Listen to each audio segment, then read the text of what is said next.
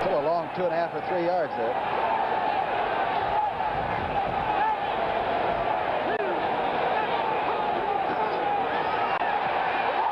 And it's intercepted. Well, hello. Thank you so much for taking time out of your day to check out this video. And welcome to the Gridiron. And before I get started, I just want to say thank you so much to everyone out there who's been watching my videos. Thank you. If you could maybe leave a comment below or possibly give this video a thumbs up or maybe share this video, it would mean the world to me. But just anyway, just thank you so much for just taking time out of your day to check out this video. Thank you. Well,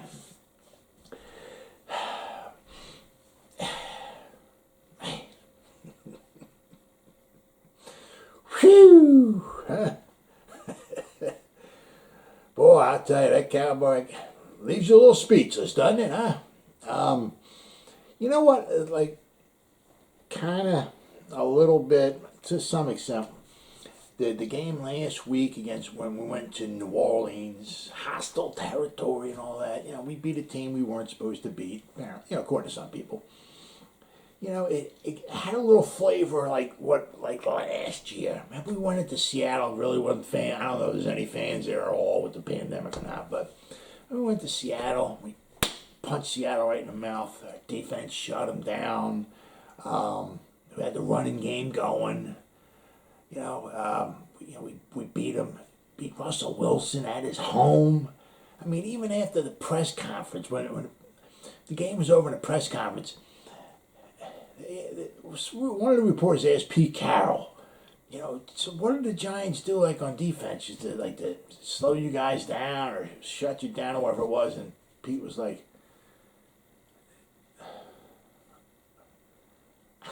I don't know. It was something to that extent. You know, it was just we went in there and you know, it seemed like that might be the turning point. You know what I mean? I think we were, what the hell were we, 5-7 then. But we had 4 more games to go. 3 of them were at home, okay? And maybe, you know, because we had the Cardinals coming to town. We had the Browns coming to town. I mean, you know, we finished the season last year against the Cowboys, you know. Maybe out of those 3 home games, we can grab a couple wins. Maybe, you know, turn it around, you know, right?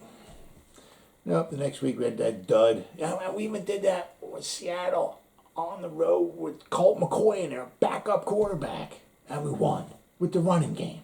Remember, Coleman had that great long run. We had 170 yards rushing, I think it was, for the team. You know, only had I think it was 100 yards passing. But, you know, we went in and the defense took control and just shut them down, you know. Now, I wasn't expecting the defense to come in there and shut the Cowboys. I'm saying, but what we did last week against New Orleans with a packed crowd, you know, made you puff your chest out. Maybe like we turn in the corner here a little bit, you know. And then just kind of what happened today. You know, I'm going to go over many things, okay, so just give me a minute here. But I mean, just what happened, you know, or yesterday, you know, in the game with the Cowboys. It just, you know, kind of brings you back to last year after we have a good road victory and then we wind up having a dud, you know. And then because, you know, we got some tough games coming. You know, you got the Los Angeles Rams, 4-1 coming to town, right? Next week, so that ain't going to be easy. I mean, we can easily be 1-5. I mean, right? You know, I mean, there was some good, you know, I'm going to go over quite a bit of the bad. There was plenty of that. I'm not going to harp on everything. We'll be here for, you know, all the bad things. So we'll be here till, this will be a 17-hour-long video. So I'm just going to, you know, go over some things. You know, I mean, some of the things, you know, on offense, the offensive line. Okay, we'll start there. You know, once again, we couldn't run the ball. Okay, but we didn't give up any sacks. Second week in a row. All right, against a, you know, good defensive front. We didn't let up any sacks. Gave up some hits, quarterback hits. I think there was 7. Micah Parsons, I think, had 3. That dude's good, you know. On defense, you know, speaking of sacks, all right, you know, woohoo, we had 2. Austin Johnson had another one. Okay, he's up to 3. And Azeez Ojulari, he has 3. All right, I mean, Azeez didn't get any, but Leonard Williams got half a sack, and Danny Shelton got a half a sack. All right, so far this season we have a grand total of 8 sacks on defense in 5 games. We're on pace for like 27 sacks for the season. I mean, we had 40 last year. I mean, just very, very sad. Very sad. I mean, a lot of sad things we got going on. But how about Kadarius Toney, huh? That dude, 10 receptions, 189 yards. He also had another 1 run for 7 yards. He had 196 yards of total offense. He had almost 200 yards of total offense. And we basically had nothing but almost backups on the field on offense. And he had almost 200 yards. DeVonta Smith, when the Eagles went and played in Dallas, the high-flying DeVonta Smith had a grand total of 3 receptions. I think it was like for 28 yards. Our guy, who we took, 10 picks later, had 10 receptions for 189 yards. And what the Eagles, when the Eagles went in there, they pretty much had the whole first string in there. We had, I think we had 3 starters in there, right? From like the beginning. We had, let's see, who ended the game. We had Will Hernandez, we had Nate Solder, and we had, Evan Ingram's a starter. Evan Ingram didn't start the season, but he would have been a starter. So at the end of the game, 11 guys are on the field. Okay, on offense, we have basically 3 starters. The other 8 guys are backups. Okay, so he did that, and actually Tony's pretty much, he's got, if Shepard is healthy and Galladay's healthy and all that, Tony may not be so much a starter. He might be now, and that everybody's hurt, but so we have basically on offense we have 3 starters out there. We have 8 backups on our offense. Unbelievable. But Kadarius Toney, hell of a good game. I mean, Evan Ingram, he had 4 catches, he had 55 yards, but at least he averaged last week in New Orleans, he averaged like 6.9 yards of reception. At least this time he averaged like almost 14 yards a catch. So that's a little bit better, okay? But then like the rest of the team, and I said once again, I know we have no starters in there, so it's kind of tough to, get some very impressive stats. I mean, Kyle Rudolph had 1 reception. John Ross had 1 reception. C.J. Board had 2 receptions. Kenny Golladay, he had no receptions on 3 targets. Saquon had no receptions on 1 target. Colin Johnson had no receptions on 3 targets, Mike Lennon, was serviceable, 16 out of 25, 196 yards. He had a touchdown pass, but he threw 2 interceptions. Of course, 1 got run back for a touchdown. And the other one went to Trevon Diggs. He's got 6 now for the season. Devontae Booker, our running game was like non-existent. Devontae Booker had 16 rushes for 42 yards. That alone is like 2.5 yards a carry. But he had a long 1 run of 14 yards. You take that 1 run away, he had 15 carries for 28 yards, under 2 yards a carry. Oh my God, unbelievable. And, we had 367 yards of total offense. So you got to figure, you got to look at all in all, that, not too bad, because as I said, we have 3 starters out of the 11 on offense. We have 3 starters in there. Okay, if you go to any team, let's just take the Cowboys for example. Okay, let's see, our 3 starting wide receivers, they're hurt. Let's see, Andrew Thomas, Nick Gates, and Shane Lemieux. So like Gates and Thomas are like our best offensive lineman, and it's Shane Lemieux. So what we do, we take the best 2 offensive linemen for the Cowboys out. We'll take Smith, Martin, and we'll take their center out. Okay, so we don't have they don't have their wide receivers. They don't have Gallup. Gallup wasn't in there anyway. But ABCD Lamb, Gallup, Amari Cooper, they're not in the game. 3 backups for those guys. Tyrone Smith, Zach Martin in their center. They're out. They're not in there. They got 3 backups there. We don't have Daniel Jones. Well, they don't have Dak Prescott. Put the backup quarterback in there. We don't have Saquon Barkley. Well, they don't have Ezekiel Elliott. But Pollard's got to be in there the whole time then. Okay, and then you go to the Cowboys. Okay, go ahead. Good luck winning the Super Bowl. Not happening. So so for us to get 367 yards of total offense, we actually scored 20 points. okay, on the road, all in all, that's not too bad. I mean, you really can't blame Jason Garrett. You can't blame the offense. I mean, we gave up no sacks, right? I mean, that's not too bad. You can't complain at all about that. We were actually 2 for 3 in the red zone. Unbelievable. The first 4 games we were 1 for 3. This time we were 2 for 3. So 2 for 3, you can take that. 2 for 3, 67%. That you can live with. Absolutely every day of the week. 1 for 3, you can't. So 2 for 3, okay. We only had 5 penalties. Last week we had 3. This week we only had 5. Of course, one of them was Kadarius Toney getting thrown out. But so no sacks. 2 for 3 in the red zone. 5 penalties. Can't complain about that. That's not too bad. Then you have Graham Gano. All right, he's already missed. We're 5 games into the season. Actually, when he missed this, was what? Was it the first quarter? Maybe second quarter? It's like 4.5 games into the season. He's already missed twice as many kicks this year as he did all last year. Last year he missed 1 kick. Here, 4.5 games into the season, he's missed 2. It's just 2. I get it and all that, but he's already missed a quarter of the way into the season. He's missed twice as many kicks as he did. So he's on par to miss about 8 or 9 field goals this year. Last year he missed 1. Right. When things got a little, toward the end there, Kadarius Toney was out there fighting, catching a pass. The game was, kind of maybe a little out of hand or whatever. Catching a pass, trying to make guys miss. Guys. Then the Cowboys, held them up, and of course the refs blow the whistle, and then the one douchebag from the Cowboys throws Kadarius Toney to the ground. I'll tell you what, I got to give credit, a little bit of credit to Evan Ingram. All right, say what you will, and I certainly will. And I'm dropping balls and all that stuff, but he went out there and he shoved the little prick from the Cowboys. He threw him to the ground. He didn't have to do that. I'm surprised he didn't get a flag thrown on him for doing that, because the play was over with.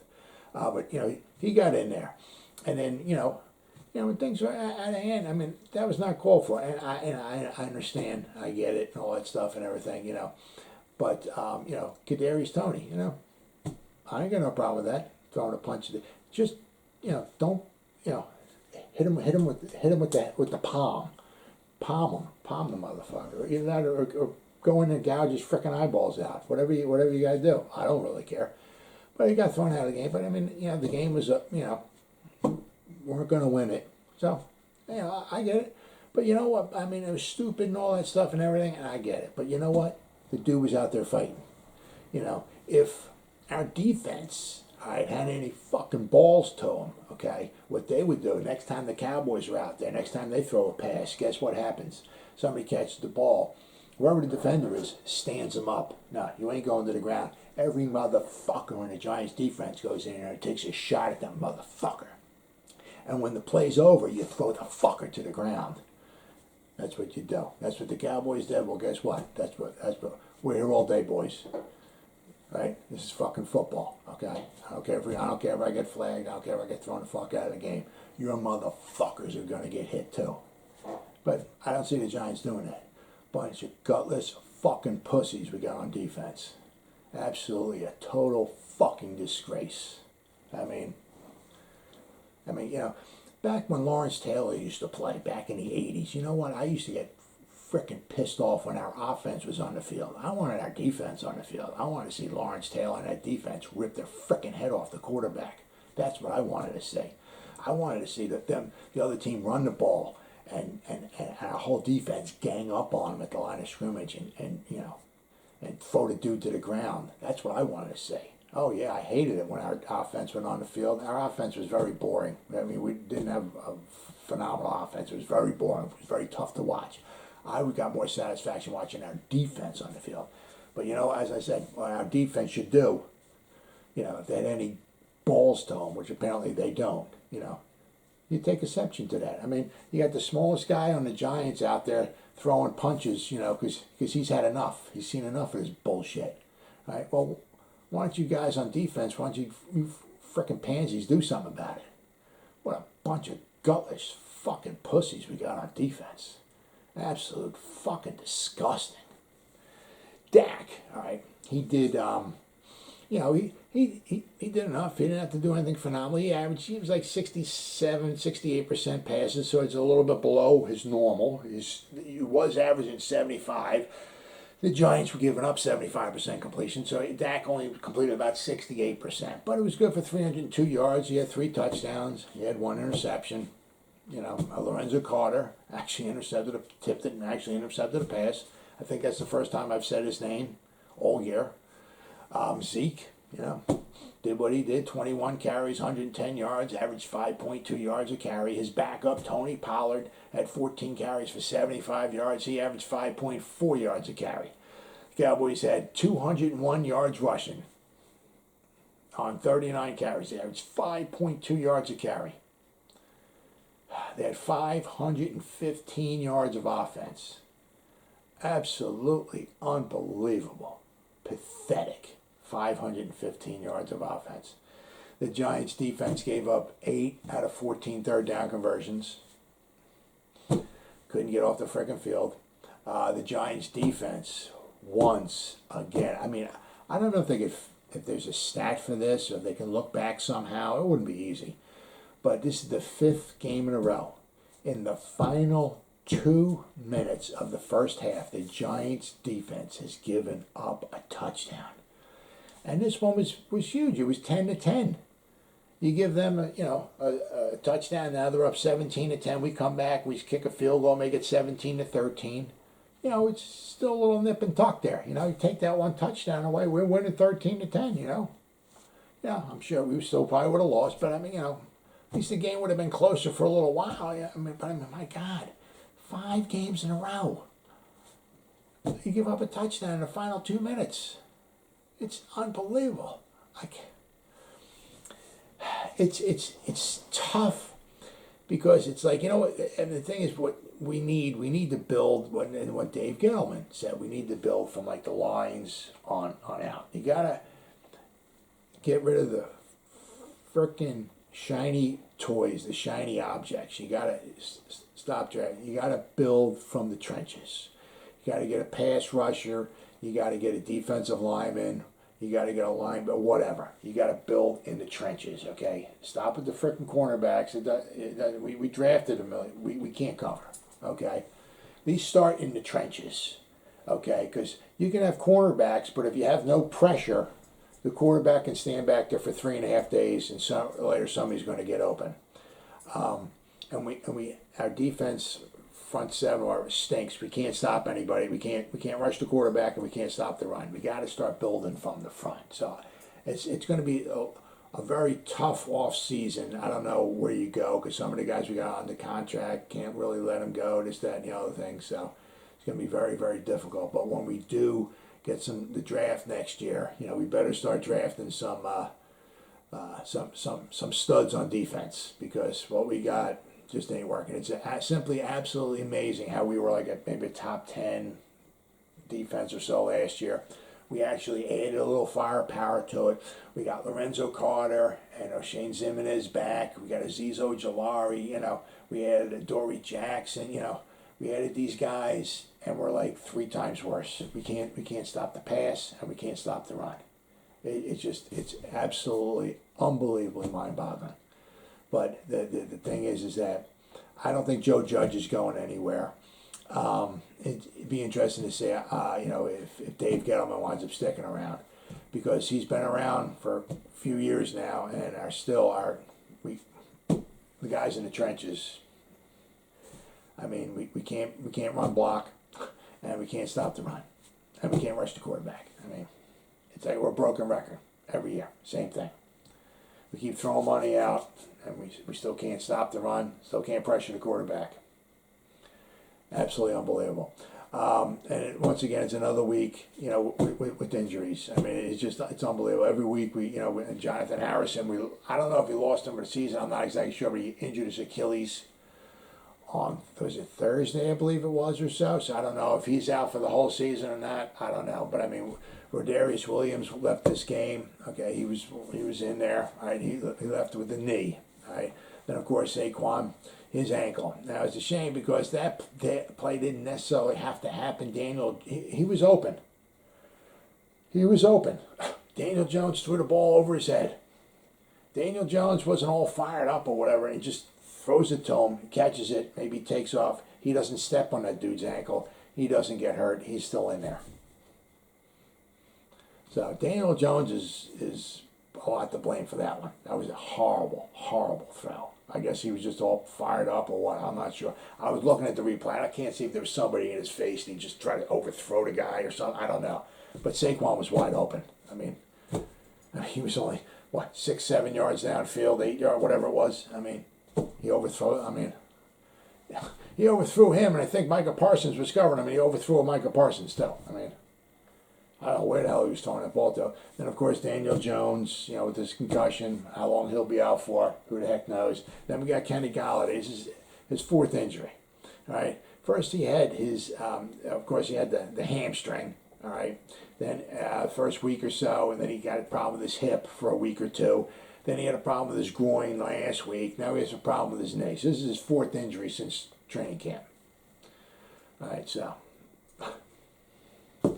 Then of course, like I said, because we got Golladay out, we got Shepard out, we got Darius Slayton out. So basically, our 3 starting wide receivers are all hurt. All right, we have no Thomas, we have no Gates, and no Lemieux. So basically, 3 of us, 2 of our best our offensive linemen, aren't in there. We have no our best running backs out and our quarterbacks out. And I can go to any team in the NFL right now, take out their 3 offensive linemen. Okay, their 2 best offensive linemen and an additional one. Take out their starting running back, take out their quarterback, take out their 3 starting wide receivers, and they won't sniff a Super Bowl, guarantee you.